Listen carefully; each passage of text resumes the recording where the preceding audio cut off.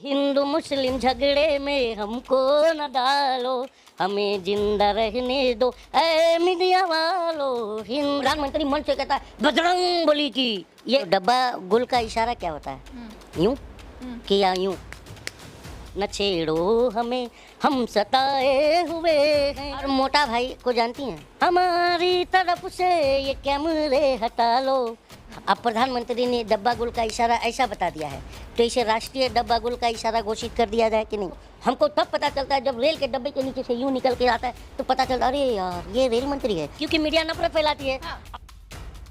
यही है, 2024 के चुनाव नजदीक हैं, तमाम राज्यों के चुनाव अब नजदीक हैं। हम एक ही बात जो कहते हैं, हम तो छोटे मोटे लेखक भी हैं, तो हम यही कहते हैं कि हिंदू मुस्लिम झगड़े में हमको न डालो, हमें जिंदा रहने दो ऐ मीडिया वालों। हिंदू मुस्लिम झगड़े में हमको न डालो, हमें जिंदा रहने दो ऐ मीडिया वालों। न छेड़ो हमें हम सताए हुए हैं, जख्म बेरोजगारी के खाए हुए हैं। दगाबाज हो तुम ये हम जानते हैं, तुम्हारी मकारी को पहचानते हैं। ये रंगी कहानी तुम्ही को मुबारक, ये झूठी कहानी तुम्ही को मुबारक। हमारी तरफ से ये कैमरे हटा लो, हमें जिंदा रहने दो ऐ मीडिया वालों। तो सबसे ज्यादा खतरनाक तुम ही हो। अरे विचार रखिए, डरिए नहीं, देश की जनता आपके साथ है। देखिए हम डरते नहीं हैं, पर हम जनता हिंदू मुस्लिम में फंसना नहीं चाहते हैं, इसलिए हम मीडिया से रिक्वेस्ट, मीडिया से भी, जनता से जिंदा रहने दो। जनता से भी कीजिए थोड़ा सा। जनता हम ही है, हम ही जनता है, हम नेता नहीं। सवाल ये है कि ये देश के अंदर सिर्फ अंधभक्तों का राज चलेगा या देशभक्तों का राज चलेगा? अंधभक्त और देशभक्त। यस, देशभक्त और अंधभक्त। आप कौन सी श्रेणी में? चुनाव भी, ये देश का चुनाव जो है 2024 में आते हैं। आप किस श्रेणी में आते हैं? आप बताइए ना। नहीं, आप भी तो नागरिक हो। किस आप देशभक्त हैं या अंधभक्त हैं? अंधभक्त को डिफाइन कैसे करेंगे या देशभक्त को कैसे डिफाइन करेंगे? और जो चेतन सिंह था वो अंधभक्त था या देशभक्त था? द्रोही था और वो आतंकवादी है। वो देशभक्त की श्रेणी में ना अंधभक्त की श्रेणी में आता है। अंधभक्त तो बेचारे मासूम गुमराह हुए होते हैं। अच्छा। जिन्हें अपनी बहन बेटियों की इज्जत से कोई लेना देना नहीं, जिन्हें शिक्षा, स्वास्थ्य, रोजगार, महिला सुरक्षा गारंटी और बढ़ती महंगाई से कुछ लेना देना नहीं। दिन रात गोबर और मूत्र पर बहस करना है। जैसे एक सबसे बड़ा तो इनका राष्ट्रीय प्रवक्ता अंधभक्त है, जो टीवी पर बैठता है और बोलता है कि गोबर कोहिनूर से भी ज़्यादा कीमती होता है। कौन कहा था? आपको पता होगा। तो जब इस तरह से गोबर को प्रोजेक्ट करोगे तो दिमाग में गोबर भरेगा, और वो जिनके दिमाग में गोबर भरेगा वो अंधभक्तों की उत्पत्ति होगी। यही तो हुआ है। अच्छा, ये बताया जा रहा है चेतन सिंह, नाम बताए जा रहे हैं, चेतन सिंह है या चेतन कुमार है? आप उसे आतंकवादी मानती है? नहीं मानती? अब गलत किया है तो बिल्कुल मानेंगे। आतंकवादी है ना? मानेंगे। देखिए पर एक्शन मानेंगे वाला बात नहीं है या नहीं? बाय डिफॉल्ट बोलिए आप। बिल्कुल है, पर उसकी मानसिक हालत भी तो सही नहीं बताई जा रही है। इसे कट मत कीजिए, ये मानसिक हालत नहीं है। मानसिक हालत तो प्रधानमंत्री का ठीक नहीं है। जो जाकर राजस्थान में, अच्छा बताइए, जो कहते हैं कि विपक्षियों का 2024 में डब्बा गुल होने वाला है, प्रधानमंत्री ने कहा था, तो डब्बा गुल का इशारा क्या होता है? यूं किया यूं, बताइए। प्रधानमंत्री ने मंच से कहा है कि विपक्षियों का 2024 में डब्बा गुल हो जाएगा। तो और मोटा भाई को जानती हैं? हम अमित शाह को जानते हैं। मोटा भाई, अरे मोटा भाई मतलब बड़ा भाई। हम गृह मंत्री को जानते हैं। व्हाटएवर, गृह मंत्री को ही जानती हैं। हाँ। उनका बेटा क्रिकेट में कुछ पद पर है, पता है ना? हाँ। वो स्टेडियम में बैठ के अश्लील इशारा करता है ऐसा। अब प्रधानमंत्री रैली में जाकर के बोलते हैं विपक्षियों का डब्बा गुल, तो ये क्या है? अब मानसिक दिवालियापन हो रहा है लगता है सरकार का। नहीं मानती तो हैं सरकार क्या इस पर कुछ नहीं बोलेंगी क्या? एक मीडिया ने, देखिए ये देखिए ना, हम आपस में एक बात करते हैं, हम ही तो समाज है, हम ही तो जनता है, हम तो कोई नेता नहीं है। जनता में बैठते हैं तो हम लोग की जब जनता से बहस होती है तो कहते हैं कि डब्बा गुल, तो ऐसा इशारा करते हैं। अब प्रधानमंत्री ने डब्बा गुल का इशारा ऐसा बता दिया है, तो इसे राष्ट्रीय डब्बा गुल का इशारा घोषित कर दिया जाए कि नहीं? क्योंकि सरकार ने कहा है ये बात, तो राष्ट्रीय डब्बा गुल। कभी शब्दों पर ध्यान देते हैं, कभी इशारों पर ध्यान देते हैं। थोड़ा सा ध्यान ये दीजिए ना कि भैया विदेशों तक ये प्रधानमंत्री ऐसे हैं कि विदेशों तक जिनका नाम है। ये प्रधानमंत्री ऐसे हैं कि पूरे विदेशों में नाक कटवा दिया है मैडम जी। और देश का जो नाक कटा है उस पर आप बात करेंगी, क्योंकि आप लोग भी तो मतलब गुमराह करते हो देश को, मीडिया ही गुमराह कर रहा है देश को। तो बताइए कि जो मणिपुर का हादसा हुआ, उसके ऊपर ब्रिटेन के संसद से लेकर कई देशों के संसदों में इस पर चर्चा हुई है? हुई नहीं हुई है? बिल्कुल हुई है। नाक कटा है कि ढोलक बजा है?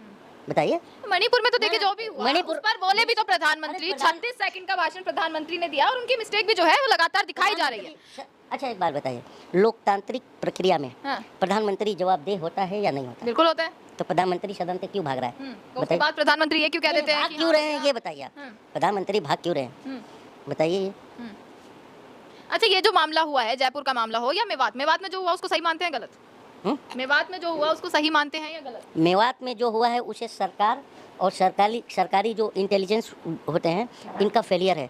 आपने उस समुदाय आपने देखिए रुके जब आप जयपुर की बात आई तो आपने तुरंत बोल दिया कि भाई 3 मुस्लिम थे और एक जो था वो उन्हीं के साथ का बंदा था, पर जो मेवात में हुआ तब आपने क्यों डिफरेंशिएट नहीं मैंने किया? हिंदू मुस्लिम की बात नहीं करी थी, इसलिए तुम लोगों ने टारगेट पर ले लिया इस देश की जनता को और इस देश को ले लिया है। मैंने हिंदू मुस्लिम की बात ही नहीं करी कि उन्होंने ये बात कहा है, लास्ट के पास खड़ा होकर के कहा है कि योगी मोदी को अगर वोट नहीं दोगे तो यही तुम्हारा हाल होगा। कहा है नहीं कहा है? तो इसमें भी आप ये बता रहे हैं कि वो भी सरकार से कहीं ना कहीं जुड़ा हुआ है या इसमें भी सरकार का कहीं ना मैंने ये बिल्कुल नहीं कहा है। जो जहर फैलाया जा रहा है इस देश में, कौन फैला रहा है? कौन फैला रहा है? आप बताइए। कौन फैला रहा है? टीवी, मीडिया कौन फैला रहा है? हिंदू मुस्लिम पर डिबेट कौन कर रहा है? बताइए, धर्म मंदिर मस्जिद पर डिबेट कौन कर रहा है? जनता को इन डिबेट्स में स्वाद नहीं आता है। अच्छा, एक बात, जनता ही होती है जो इस तरीके की डिबेट्स देखती है। आप एक बात बताइए, देश गीत कुरान से चलता है, मंदिर मस्जिद से चलता है, संविधान से चलता है, संविधान से चलता है ना? तो आप सरकार को जो डिफेंड कर रही हैं, तो अब मैं आप ही से पूछता हूँ। ना नहीं कर रही हूँ। जब मैं जयपुर का एक सेकंड, जब मैं जयपुर का सवाल पूछ रही हूँ तो आपने पूरा मुद्दा घुमाकर सरकार पर कैसे ला दिया? आप उस पर रहिए ना तैनात। कौन सा मुद्दा पूछ रही हैं? जयपुर का जो हुआ है, आरपीएफ जवान ने जो भी कुछ किया है उसमें आपने सारी एंगल्स जो घुमा दिए हैं कि सरकार ने ये किया, सरकार ने वो किया। मैंने सरकार ने किया नहीं बोला कि सरकार जिम्मेदार है, क्योंकि इस तरह का जो माइंडसेट जो डिस्प्लेट किया गया है, इम्प्लीमेंट किया गया है, ये कौन किया है बताओ?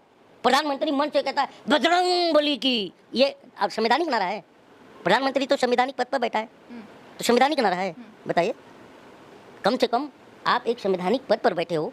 मैं इसका विरोध नहीं कर रहा हूँ, मैं कह रहा हूँ कि ये देश, हम जब बचपन से जब स्कूलों में जाते थे तो शायद आपने भी पढ़ी होंगी, या तो फिर आप कहीं जो है अंधभक्ति स्कूल में पढ़ ली होंगी, कि हम जब स्कूल में जाते थे तो हम एक ही बात सुनते थे कि भारत माँ के 4 सिपाही, हिंदू मुस्लिम सिख ईसाई।